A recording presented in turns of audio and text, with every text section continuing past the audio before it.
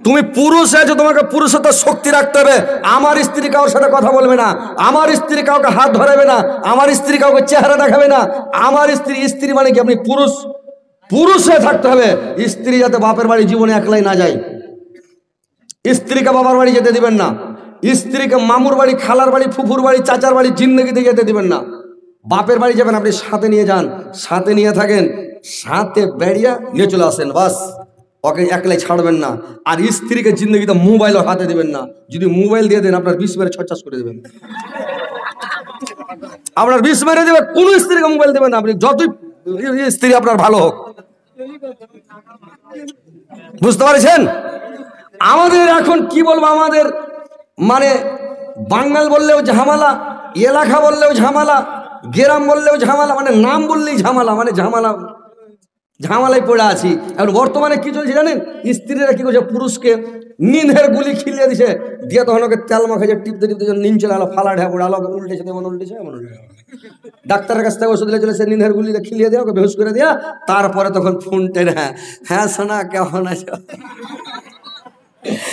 ভালো আছো জান, তো কইছে তোমার ইয়ার খবর কি, তোমার হাজবেন্ডের? বললে এখনো মরে গেছে। সারা রাত গল্প করো, আর চিন্তা নাই, সারা রাত গল্প করছে বেদম ফজর পর্যন্ত, সারা রাত প্রেমের গল্প করছে। আপনি স্ত্রীকে ভালো মনে করবেন? জিন্দগিতে স্ত্রীর হাতে মোবাইল দেবে না। আজকে মৌলভী সাহেব যখন বেরিয়ে হয়ে আসছি, মৌলভী সাহেবের একটা ছোট মোবাইল দিয়েছি, তো মৌলভী সাহেব ফোন টোন করে, তো নাম্বারটা যে ক্যান করে কে পেলে, 2-3 জায়গা থেকে আলগা লোক ফোন করে। আমি কিন্তু রেকর্ডিং সেট করে চলে এসেছি, রেকর্ডিং ফিট করে জালসা করতে চলে এসেছি। আর লাভা বাঙারুয়ার কাছে আমি জালসা করছি, জীবনী করছি 5 রাত, জীবনী করছি লাভা বাঙারুয়ার কাছে বাবনি গ্রামে। আর করেছি কি, ফোন তো চারিদিক থেকে ঢুকতে লেগেছে। কিন্তু আমার স্ত্রী খারাপ কথা বলেনি, 2-4টা কথা বলেছে, কিন্তু ওয়ারালে বাপের ধন পেয়েছে, মেয়ে লোকের আওয়াজ পেয়ে ফোন করেছে, গল্প সব রেকর্ডিং।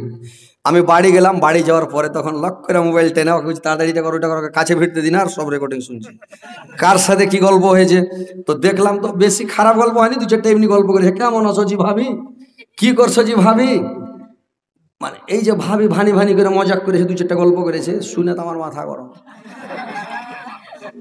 তো আমি তখন মোবাইল তোর কাছ থেকে নিয়ে নিলাম। আজকে বলছে হ্যাঁ মোবাইলটা রিচার্জ করে দিয়ে যাবেন। আমি খবরদার মোবাইলে গল্প করবি না। একদম মোবাইলকে বাক্সে ভরে সুইচ অফ করে রেখে চলে এসেছি, তালা লক করে একবারে সবটি ছোড়ানকে, বাড়ি ঘরের যতটি ছোড়ান আছে সব গেলে চলে এসেছি।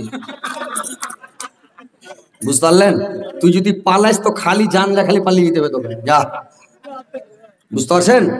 স্ত্রীর নামে ব্যাংকে অ্যাকাউন্ট করবেন না। একটা কথা ভালো করে শুনেন, 1 নম্বর কথা, স্ত্রীর নামে অ্যাকাউন্ট করবেন না। স্ত্রীর নামে বেশি জমি করবেন না। স্ত্রীর নামে জমি দিয়েন না। এখন বুড়াতিকালে পারলে দিবেন, না পারলে একটু এমনি দিয়ে দিবেন, মরার কালে দিয়ে দিবেন, যে যা তুই মোহরা না, তোকে এখান দিয়ে দিন।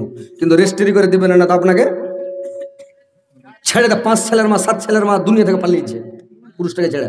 অ্যাকাউন্টে টাকা দিবেন। আমার কি বলবো, বলতে যা ফের ফ্যামিলি বেরেক করে, যে আমাদের গ্রামের নিজস্ব লোক যে ভাই, ওর স্ত্রীর নামে বোম্বাই খেটা 5 লাখ টাকা জমা করেছে, 3টা ছেলের মা ছাইলা পিলাইলা 5 লাখ টাকা পালিয়ে গেছে। বর্তমানে যে কয়দিনকার খবর, বুঝতে পারলেন? তো মোবাইলে অ্যাকাউন্ট মানে অ্যাকাউন্ট করে দিবেন না, আর মোবাইল কিনে দিবেন না, মোবাইল থেকে বেঁচে থাকেন। তো ভাই কথা হচ্ছে, আপনি পুরুষ, পুরুষের কাজ দেখান, দুনিয়াতে ভালো চলেন। আমি খারাপ বলি না, আমি মেয়ে ছেলেকে খারাপ বলি না, সব মেয়ে খারাপ নয়, কিছু খারাপ আছে, ওই খারাপের কারণে বদনাম হচ্ছে মেয়ে ছেলের। কিন্তু পরের পুরুষকে হাত দিয়ে তুমি চুরি পিন হেলিও না।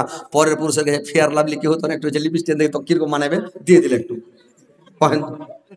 ই তখন কত কালা মেয়ে বাংলাদেশের আছে, ই তখন মানে ওগুলো লাগিয়ে টাকে ফের ফটো এমন একটা খিঁচলে, এমন একটা বেরোলাম, এমন একটা খিঁচলে, খাজা খাস ফেসবুকে ছেড়ে দিলে। এই তো মানে কাজ করছে। এইগুলো মেয়ে জান্নাতে যাবে যে ভাই, জান্নাতে যাবে? তো কথা হচ্ছে ভাইরা আমার, আপনাকে বিহার অনেক ভালো, অনেক ভালো।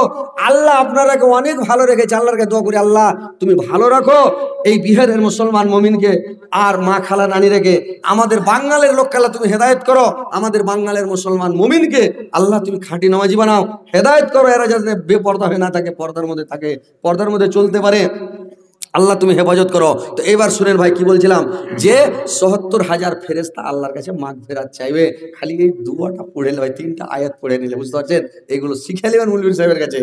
আর একটা দোয়া ভাইরে আমার, এই দোয়া পড়ার পরে যদি পড়ালেন আস্তাগফিরুল্লাহাল্লাযী লা ইলাহা ইল্লা হুয়াল হাইয়ুল কাইয়্যুম ওয়া তুবু ইলাইহি, যদি আপনি এই দোয়াটা 3 বার পড়ালেন, আপনার জীবনের যত গুনাহ আছে সমস্ত গুনাহ আল্লাহ মাফ করে দিবেন রে ভাই। আপনি যদি মানে 5 ওয়াক্ত নামাজ পড়েন, যেগুলা সাগীরা গুনাহ, ওই সাগীরা গুনাহগুলো লেখা হয় না, মানে তোবা করতে হবে না, ওগুলা আপনি আল্লাহ মাফ করে দিবে, ক্ষমা করে দিবে, শেষ করে দিবে। কোনটা সাগীরা গুনাহ? এই যে সাগীরা গুনাহ হলো রাস্তায় চলতে চলতে মানে মেয়ে ছেলের দিকে দেখা, মানে একবার দেখার অর্ডার আছে, বেশি নাই। আপনি বলছেন যে একবার অর্ডার আছে, তো পুরো করে সুষ্টি বা ছেড়ে দিয়ে ভালো করে দেখেন। এই হলো সাগীরা গুনাহ, ছোট মোটো গুনাহ। এই যে ছোট মোটো যত গুনাহ আছে রে ভাই, দেখলেন খুব সুন্দর মহিলা, মনে মনে কইলেন আল্লাহ, আপনার বেরেনে খালি ঘুরছে, খালি উড়ে বেড়েছে, আকাশ বাতাস করছে, আল্লাহ ওকে খালি একবার বিয়ে করতে পাইতুম। এই যে মনের মধ্যে একটা মানে ব্রেনের মধ্যে একটা গুনাহ হলো, চোখে দিয়ে একটা গুনাহ হলো, মনের মধ্যে গুনাহ হলো। যখন আপনি উজু করবেন, ফজরের টাইমে উজু করবেন, হাতের দ্বারাই যে গুনাহ হয়েছে, হাত ধুলেন, তখন ওই গুনাহটা মাপ। মুখের দ্বারাই কোনো খারাপ কথা, ফৌজ কথা কিছু বলেছেন, মিথ্যা কথা বলেছেন, কুলি করলেন, মুখ ধুলেন, মুখের দ্বারাই গুনাহটা মাপ। যখন চোখ ধুলেন, চোখের দ্বারাই কোনো খারাপ জিনিস দেখেছেন, ওইটা গুনাহ আল্লাহ মাফ করে দিবেন। ব্রেনটার দ্বারাই যদি গুনাহ করেছেন, মাসা করবেন, তখন ব্রেনের দ্বারাই যে গুনাহটা আল্লাহ ওইটাও মাফ করে দিবে, আপনাকে তোবা করতে হবে না, ছোটখাটো গুনাহ উজু করলে খতম। পায়ের দ্বারাই হাইটা যখন গেছেন, পায়ের দ্বারাই যে গুনাহ হয়েছে, ওই গুনাহটা আল্লাহ মাফ করে দিবে। নমাজের কত গুণ আছে জানেন? নমাজের পাওয়ার আছে ভাই। যদি নমাজ থাকে আপনার সব নেকি আছে, নমাজ যদি না থাকে তাহলে আপনার কোনো নেকি নাই, সব নেকি শেষ।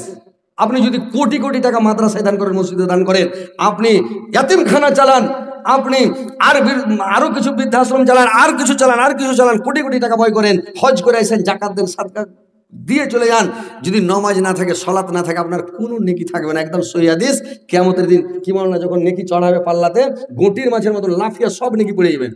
আর যদি আপনার সালাতের নেকি থাকে, নমাজের নেকিটা থাকে, তো আপনি কাউকে একটা রাস্তা দেখাইছেন, ভাই এটা রাস্তা দিয়ে যাও, খুব ভালো, এই রাস্তাটা গেলে খারাপ আছে, রাস্তাটা যায় না, বিপদ আছে, কাদা পানি আছে, এই রাস্তাটা খারাপ, যায় না, এটা দিয়ে যান। এই যে একটা ভালো রাস্তা দেখালেন, এটাও নেকি পাবেন। রাস্তা দেখাটা কাঁচ পড়ে আছে, কাঁচ খান পানি ঢুকে যাবে, কাঁচ খান লিয়ে দূরে একটু সরিয়ে দিলেন, রাস্তার কানে কোনো জায়গায় ফেলে দিলেন গানাগুড়িতে, এটা একটা নেকি পেলেন। কাহাকে একটা বোঝা চেড়ে দিলেন, কাহার সাইকেল খানটা তুলতে পারেন, ওকে চেড়ে উঠিয়ে পেঠিয়ে দিলেন, তো এই নেকিটা। তো এই যে নেকি, ছোট ছোট নেকি, এই নেকি গালা ভাই কিয়ামতের দিন সব পেয়ে নেবেন, পাল্লাতে সব চড়ে নেবে দিয়ে, নেকি এক পাল্লাতে, গুনাহ এক পাল্লাতে। নেকি যদি ভারী হয়ে যায় আপনি জান্নাতে গেলেন, গুনাহ যদি ভারী হয়ে যায় জাহান্নামে চলে গেলেন, বুদ্ধি আপনার শেষ।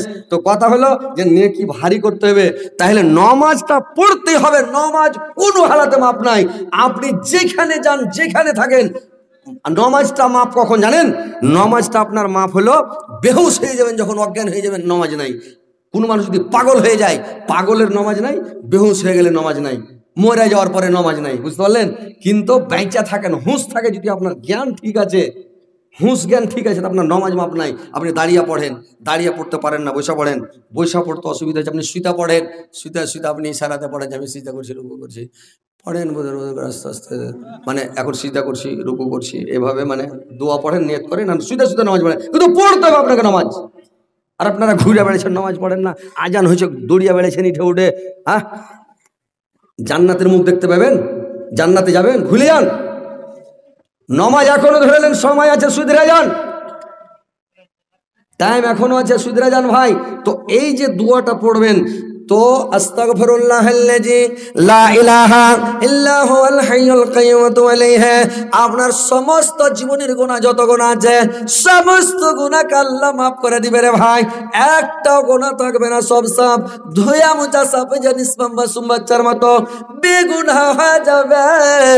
আল্লাহর রাসূল বলেছেন, যখন তোমরা যদি ফজরের নামাজ পড়ার পরে পড়ো, তাহলে তোমার জীবনে আর কোনো গুনাহ থাকবে না। যেমন নদীতে যখন কল কল করে স্রোত চলে, তোর কাঙ্কর বালু থাকে না, বালু আর কাঙ্কুর গুলোকে ঝাড় দিয়ে পানিতে সতে দিয়ে চলে যায়, ঠকঠকা মাটি পড়ে থাকে। যখন একটা শুক্ষা গাছে বাড়ি মারবেন, একটা কোনো গাছ শুকিয়ে আছে, গাছে কুড়হলের বাড়ি মারেন, হাতুড়ের বাড়ি মারেন, পাতগুলো ঝরঝর করে ঝরে পড়ে যাবে। ওইরকম যখন আপনি 3 বার পড়বেন আস্তাগফিরুল্লাহ জি, আপনার যত মানে গুনাহ আছে ওই গাছের পাতের মতন সব ঝরে পড়ে যাবে। আপনার আমল নামাতে কোনো গুনাহ থাকবে না। দোয়াটা পড়তে পারবেন না? দোয়াটা পড়তে পারবেন না? আপনারা জানেন না? না জানলে শিখে নেবেন। হ্যাঁ, তাহলে এই দোয়াগুলো আপনাকে পড়তে হবে ভাই, বুঝতে পারছেন? আর যেদিন মরবেন, আল্লাহর রাসূল বললেন ওই লোকটা যেদিন মরে যাবে, মরে যাওয়ার পরে যেদিন কিয়ামতের কোটে কাতার করা হবে রে ভাই, সাইর করে করে মানুষকে খাড়ো করা হবে কিয়ামতের মাঠে। শহীদকারীরা আগা কাতারে থাকবে, শহীদকারীর আগা কাতারে থাকবে। কার গলা কাটা, কার মাথা ফাটা, কার পেট কাটা, কার হাত কাটা, রক্তে রক্তাক্ত হয়ে থাকে। শহীদকারীরাকে গোসল দেওয়া হয় না। যেরকম রক্ত থাকে রে ভাই, ওইরকম রক্ত, তাজা রক্ত নিয়ে ওরা কিয়ামতের কোটে উঠবে। ওরার একটা মানে শহীদকারীর একটা কাতার হবে। এই লোকটা আস্তাগফিরুল্লাহ আল্লাযী লা ইলাহা ইল্লা হুয়াল হাইয়ুল কাইয়্যুম ওয়া তুবু ইলাইহি, এই দোয়াটা পড়ে লোকটা মারা গেছে। আল্লাহ পাক বলবেন আমার ওই বান্দাটা শহীদ হয়ে মারা গেছে, ওকে লিয়ে সটে না, এটা খাড়া করো, শহীদকারীর কাতারে দাঁড় করো। শহীদকারীর কোনো হিসাব হবে না, সর্বপ্রথম বিনা হিসাবে এরাকে জান্নাতে প্রবেশ করাবে। বলে জান্নাতে যাও, এরাকে জান্নাতে প্রবেশ করে দেবে ভাই, বুঝতে পারছেন? তো এই দোয়াটা আপনারা পড়েন, গুনাহ একটাও থাকবে না ভাই, শেষ। গুনাহই থাকবে না, আপনার গুনাহ শেষ হয়ে যাবে। তারপরে আল্লাহর রাসূল বললেন, তারপরে তোমার এটা যখন বলা হয়ে গেল, তুমি আয়াতুল কুরসি পড়ো।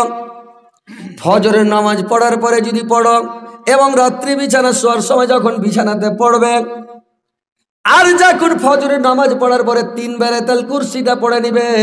আয়াতুল কুরসি আপনারা জানেন? আয়াতুল কুরসি জানেন জি ভাই? পাড়ায় লোক জানে যে আয়াতুল কুরসি কাকে কহে। মেয়ে ছেলে সবাই জানে, শতকরা 90% এরকম মুখস্থ আছে। বেটা ছেলের যদি কম থাকে, মেয়ে ছেলের বেশি মুখস্থ আছে। তো আয়াতুল কুরসিটা পড়তে হবে 3 বার। যদি পড়লেন, আপনার এটা বলা হয়েছে যে রাইতে যদি সিথানে মানে ঘুমাবার সময়, শোয়ার সময় যদি পড়ে, সারা রাত ওর সিথানে একটা ফেরেশতা চৌকিদারের মতন, ওর বডিগার্ড হিসেবে রুলাট লিয়া, লাঠি লিয়া ওর সিথানে দাঁড়িয়ে থাকবে, সারা রাত পহরা দিবে। মানে কোনো চোর, ডাকাত, লুচ্চা, লফন্দর, ভূত, প্যারত, সাপ, বিচ্ছু, কোনো হিংস্র প্রাণী ওর বাড়িতে ঢুকবে না। চোর চুরি করতে পারবে না, ওর বাড়ি ঢুকবে না, বুঝতে পারলেন? আপনি 3 বার পড়েলেন, আপনার বাড়ি ঢুকবে না। ফেরেশতা আছে না, সবাই তেড়ে নিয়ে বেড়াবে। আপনি আরামে বিন্দাস লাখ টাকা ঘুম পড়েন, একদম রোটার চালু করে দেন, নিন পড়েন বিন্দাস, শুয়ে আছেন আপনার চৌকিদার একবারে। আর আপনি দুয়া দুরুজ পড়বেন না, একটা ছোট চিরিক করে হলে লাফ ঢোক মাগে, চোট ঢুকে গে এন বললে হবে? আপনি আয়াতুল কুরসিটা মুখস্থ করেন, 3 বার পড়েন না। ভাইরা আমার, নেকি করতে পারলে কত নেকি, কত সব, ভালো করে শুনেলেন। এবার বিসমিল্লাহিল্লাযী লা ইয়াযুররু মা ইসমিহি শাইউন ফিল আরদি ওয়া লা ফিস সামাই ওয়া হুয়াস সামিউল আলিম, এই দোয়াটা যদি ফজরের নামাজ পড়ার পরে 3 বার পড়লেন, সারাটা দিন আপনি নিরাপদে থাকবেন। আপনার উপরে কোনো বিপদ আপদ বালা মুসিবত কিছু আসবে না। আপনি মত ছাড়া আপনি একবারে নিরাপদে থাকবেন, কোনো অসুবিধা হবে না। একদিন আল্লাহর রাসূল কাছে একটা সাহাবী বলছেন, ইয়া রাসূলুল্লাহ, আজকে আমি সারা রাত ঘুমাতে পারিনি, সারা রাত জেগে আছি নবী গো। আল্লাহর রাসূল বলছেন, কি ব্যাপার, কেন ঘুমাতে পারোনি বলো? বলছি, ইয়া রাসূলুল্লাহ, কেন ঘুমাতে পারিনি জানেন? আজকে বিচ্ছাতে আমাকে দংশন করেছে, বিচ্ছুতে আমাকে দংশন করেছে, বিচ্ছার বিষয়ে আমি থাকতে পারিনি, সারা রাত পেরেশান।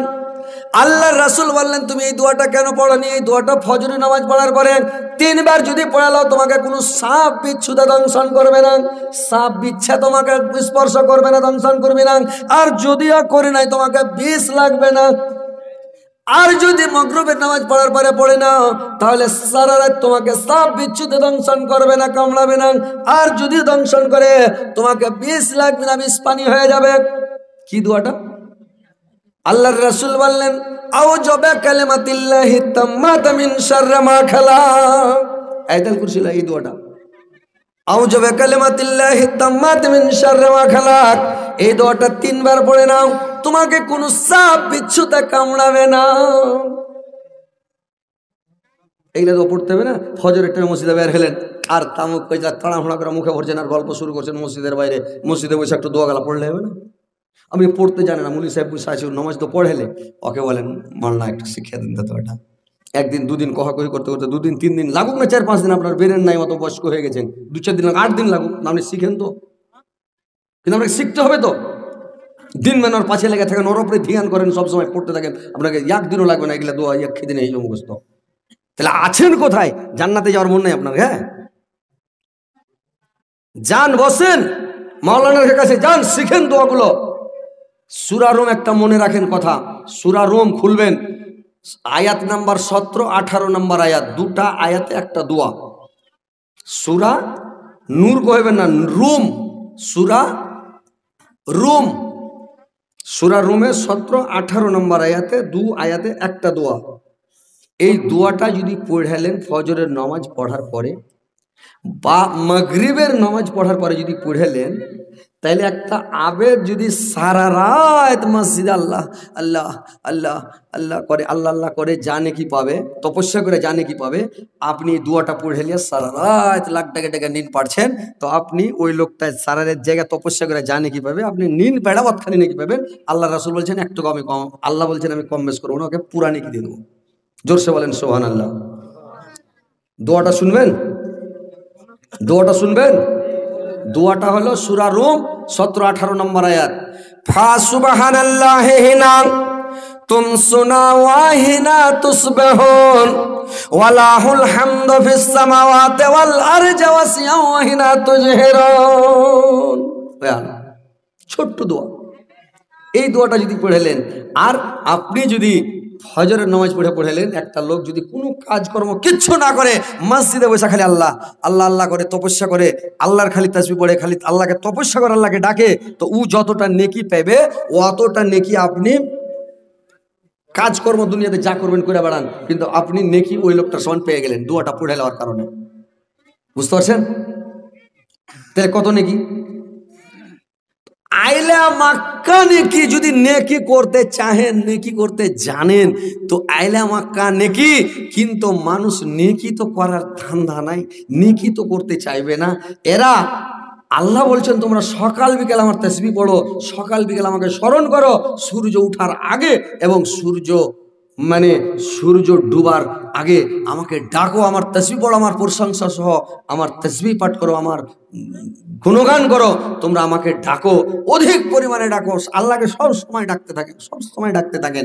আপনারা কিছুদিন আগে আলিফ লাইলা বই দেখতেন, কিছু দেখতো মানুষ টিভিতে, আলিফ লাইলা দেখা দেখ না যে ভাই, সিংবাদ গালাকে দেখাই দেখ না, তো আলিফ লাইলা যে দেখাই তো মনে করে না মৌলভী সাহেব হয়তো আলিফ লাইলা দেখেছে, হয়তো ঝোঁকে ঝাঁকে একদিন দেখেছি, তো মানুষকে বেশি ফের কোনটা পেলেবে, এটা কথা না যে আমরা দেখেছি, ঝোঁককে একদিন কোন দিন দেখে লেছি, তো ঝোঁকে ঝাঁকে একদিন যদি দেখেছি আলিফ লাইলা, তো অতি লোকটা যে কোনো কাজ করছে যদি খালি আল্লাহর নাম নিয়ে নেয়, মানে খালি যদি বলে এ আল্লাহ তু কর মদদ, আল্লাহ তু কর মদদ, খালি বলে দেয় তো কাজে লাভ, মানে কাজ হয়ে গেল। আর যদি ভুলে যায়, যদি খালি আল্লাহর নাম না নেয়, তাহলে বিপদে পড়ে আলো নাকি। তলে মেশিন ওর স্টেট দিয়ে দেখে পানি ভো করে বাড়াইছে, ওপর থেকে এরকম কাঁটার আঁক, মানে কাঁটার মই ওর উপরে পড়ছে, আর এন করে ধরে নেয় যোগে মাগে পড়ছে, তো কাঁটাতে গেঁথে মরে যাবে, আর তল দিয়ে পানি তো ডুবে মরবে। তখন সিংবাদ কইছে ই আল্লাহ তু কর মদদ, যেমন কহলে এমন গাইবি মদত তাইলো আল্লাহকে বাঁচালে, মানে এটা একটা ভালো জিনিস দেখাচ্ছে যে আল্লাহ তোমাকে, আল্লাহকে ডাকলে আল্লাহ কিন্তু তোমার উপকার করবে, সত্যি উপকার করবে, করবে না। কিন্তু মানুষ আমরা ডাকতে জানি না ভাই, আপনারা ডাকতে জানেন না আল্লাহকে। আল্লাহকে যে কোনো কাজ করবেন আল্লাহ ডাকেন না, আপনি যে কোনো কাজ করবেন বিসমিল্লাহ বলেন না, যে কোনো কাজ করবেন বলেন বিসমিল্লাহ, আপনি আল্লাহর নাম নিয়ে শুরু করেন, কাজে ফল হবে। করা হয়ে গেল কাজটা আলহামদুলিল্লাহ, খেতে বসেন বিসমিল্লাহ, খাওয়া হয়ে গেল আলহামদুলিল্লাহ। আপনি যে কোনো কাজ করবেন, যে কোনো কাজের শুরুতে বিসমিল্লাহ বলেন, আপনি কাজে ফল পাবেন, আল্লাহর নাম নিয়ে শুরু করেন, আল্লাহ তোমার নামে শুরু করছি, আল্লাহ তোমার নাম তাইলে আপনি ফল পাবেন। কিন্তু মানুষ আল্লাহকে ডাকতে চায় না, এত নেকি এত সব। তো কথাগুলো ভালো করে শুনেন, যে সকাল সন্ধ্যা আল্লাহকে ডাকেন, বিছানে ঘুমাইতে যাবেন, আল্লাহ রাসূল বলছেন সুন্নাত তরিকা মোতাবেক ঘুমাইতে হবে। বিছানে যাওয়ার সময় মেয়ে ছেলে কি করবে জানেন? মেয়ে ছেলেকে ওর আঁচল দিয়ে বিছানটাকে ঝাড়তে, মানে আঁচল দিয়ে ঝাড়তে হবে। বিছানটাকে আঁচল দিয়ে ঝেড়ে ডাহিন পা বিছানা আগে রাখতে হবে, বাঁ পা পাশে উঠাইতে হবে। মেয়ে লোককে, বেটা ছেলে নিজের নুঙ্গিটা ধরে নেবেন, তহমন খানটা এখানটা ধরে লিয়া এমন একবার বিছানে ঝেড়ে দেন। হাসছেন কেন আপনারা? যে এটা খারাপ কথা বলছি নাকি? বিছানটাকে আপনি ঝাড়েন, এটা সুন্নাত তরিকা। আপনি বিছানটাকে একবার ঝেড়ে দেন, বিছানে চড়েলেন। আর উজু অবস্থায় যদি ঘুমিয়ে যেতে, মানে শুয়ে যেতে পারেন, তাহলে তো আরো নাকি আপনার বিছানের সুখ, ভূত ভাতালি, রোগ বিয়াদ, অসুখ বিসুখ, কোনো বালা মুসিবত কিছুই যাবে না। এবার বিছানে যখন চলে গেলেন, বিছানাতে আপনি সুন্নাত তরিকা মোতাবেক ডান পা উঠিয়ে বাঁ পা উঠাইলেন, ডান কাঁধে আপনাকে শুতে হবে। ডান কাঁধে সুতার পরে এই হাতখানটা মাথার তলে দিবেন, এইখানটা হাতকে এই দাপনার উপরে এখানে দিয়ে দিলেন। এইবার তখন মন্ত্র পড়তে শুরু করে দেন। মিন মিন মিন মিন মিন মিন করে মন্ত্র পড়েন, আপনি দোয়া পড়তে শুরু করে দেন। আল্লাহর রাসূল বললেন, যখন তোমরা বিছানাতে যাবে তখন তোমরা কি করবে? এই দোয়াটা যদি তোমরা পড়ে নাও, ইজা জুলজিলাতিল আরজু জিলজালাহা, এই সূরাটা যদি তোমরা দুবার পড়ে নাও, তাহলে 15 পারার নেকি তোমরা পেয়ে যাবে। আর যদি তোমরা সূরা ইখলাস, এই কুল হুয়াল্লাহু আহাদ, এই সূরা ইখলাসটাকে যদি তোমরা 3 বার পড়ে নাও, 4 ভাগের কোরআনের, মানে কোরআনের 3 ভাগের 1 ভাগ 10 পারার নেকি আপনার আমল নামাতে লিখে দেওয়া হবে রে ভাই। সূরাটা যদি 3 বার পড়লেন, 10 পারার নেকি আপনার আমল নামায় লিখে দেওয়া হবে। আর সূরা কাফিরুন যদি 4 বার পড়লেন, সূরা কাফিরুন জানেন? বহু দেখতে যাবেন, বহু খুব বেড়ামো করছে, জামাই দেখতে যাবেন, খুব বেড়ামো করছে ও, মানে ওকে আটকা যায় না, খালি মানে যেটা করছেন আগে টুপুর টুপুর করে কয়ে দিয়েছে, ওই খালি পট করে কহেন যে টাকা 100 টাকা হতো, ওইটা বাদ দিয়ে বলে সূরা কাফিরুন কহেন, কইছে যে ওইটাও হবে না। তো হবে কোনটা? তোমার মন মতো দেখতে এসছি, পুজ করবো, আমি যেটা জিজ্ঞাসা করবো ওটা বলতে পারবো নাকি? যদি কয়ে দেন আল্লাহ লাতাবদো মাতাবদো লাতাবদো মাতাবদো, আর হবি না সূরা, মানে পড়তে পারো। এটা সূরাটা এমন আটকাল, এ পাবলিক পড়তে পারবে না ভাই সূরাটা, মুলবি ছাড়া। আর যারা ওইরকম ভালো একটু মাদ্রাসার পড়া অবস্থায় যে আছে ওরা পারবে, আর যারা এমনি মানে মক্ত পড়া ঢেঁড় বাংলা ওরা কিন্তু পারবে না, বুঝতে পারলেন? কাফেরুন সূরাটা একটা কথাকে ঘুরিয়া হ্যাঁ ঘুরিয়া 3-4 বার আছে, তো এটাও সূরা পড়তে পারবে না, বুঝতে পারলেন? তো ওই লেগে বলছি যে এইগুলো সূরা যদি কাফেরুন পড়েলেন, তাহলে কাফেরুন সূরাটা পড়ে নিলে কোরআনের 4 ভাগের 1 ভাগ, আল্লাহ রাসূল বলেছেন কোরআনকে 4 ভাগের 1 ভাগ দেখি তোমার আমলনামাতে লিখে দেওয়া হবে। তাহলে কি হলো? এক গোটা কোরআন পড়া হয়ে গেল না? এদিকে 15 পারা পেলেন, এটা 10 পারা পেলেন, কত হলো? 15 10 25, ওটা 4 ভাগের 1 ভাগে দিয়ে 1 পারা, 30 পারা থেকে বেশি, গোটা কোরআন খতম করে একটু বেশি হচ্ছে নাকি? তাও মনে করেন যে একটা গোটা কোরআন খতম করে নিলেন কয়টা সূরা পড়াতে। আল্লাহর রাসূল বললেন, ওরে আমার সাহাবারা, তোমরা প্রত্যেক দিন বিছানায় শোয়ার সময় 1000 করে আয়াত কে পড়তে পারবে বলো তো? সাহাবীরা বললেন, ইয়া রাসূলুল্লাহ, নবীগণ 1000 করে আয়াত পড়ার শক্তি ক্ষমতা আমাদের নাই নবীগণ, আমরা বিছানায় শোয়ার সময় পারবো না। আল্লাহর রাসূল বলছেন, আমি পড়ছি, তোমরা শোনো। বললে কি পড়েন? আল্লাহর নবী পড়তে লাগলেন, বিসমিল্লাহির রহমানির রহিম, আলহাকুমুত তাকাসুর হাত্তা জুরতুমুল মাকাবির, কাল্লা সাওফা তা'লামুনা সুম্মা কাল্লা সাওফা তা'লামুন, কাল্লা লাউ তা'লামুনা ইলমাল ইয়াকিন লাতারাউন্নাল জাহিমা সুম্মা লাতারাউন্না আইনাল ইয়াকিন সুম্মা লাতুসআলুন্না ইয়াওমাইযিন আনিন নাঈম। এই সূরাটা যদি একবার পড়ে নাও, 1000 আয়াত পড়া হয়ে গেল। আর প্রত্যেক দিন বিছানায় শোয়ার সময় যে ব্যক্তি 1000 আয়াত পড়ে ঘুমাবে, কিয়ামতের দিন আল্লাহ পাক ওই লোকটার মুখের আগা দিকে আমার কাছে এসে আল্লাহ পাক হাসবে। আল্লাহ যদি খুশি হয়ে যায় ওই লোকটাকে দেখে, তো আর কোনো চিন্তা আছে যে ভাই এমনি হাসিবে একটা লোক?